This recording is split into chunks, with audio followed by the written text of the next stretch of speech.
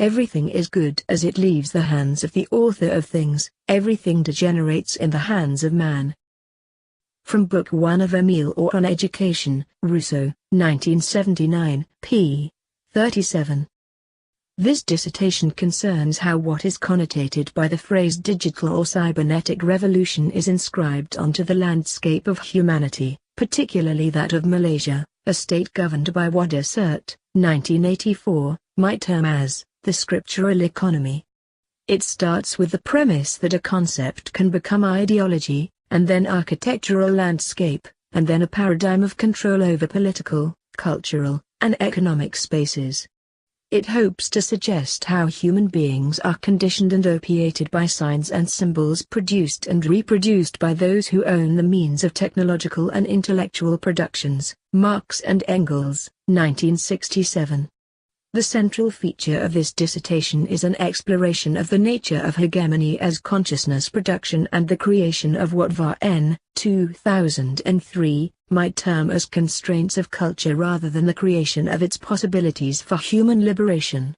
I am exploring how ideas flow transculturally, become inscription, get installed as systems of control, and evolve into ideology that becomes yet another indigenized systems of thought and material formation. In my exploration of the concept of hegemony, I am concerned with its nature and the subdivisions it produces, as well as with how the system of consciousness formation is led in all its complexities and become what Marx would now perhaps call Prozac of a higher potency and dosage.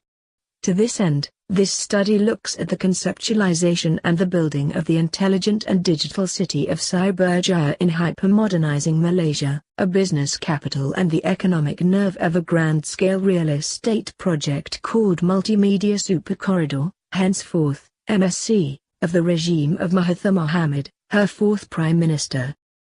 I propose that the introduction of new technologies into social spheres will facilitate the maintenance of ideology, which will then help direct policies, establish new institutions that will then create newer forms of hegemonic conditions that will continue to benefit the ruling class.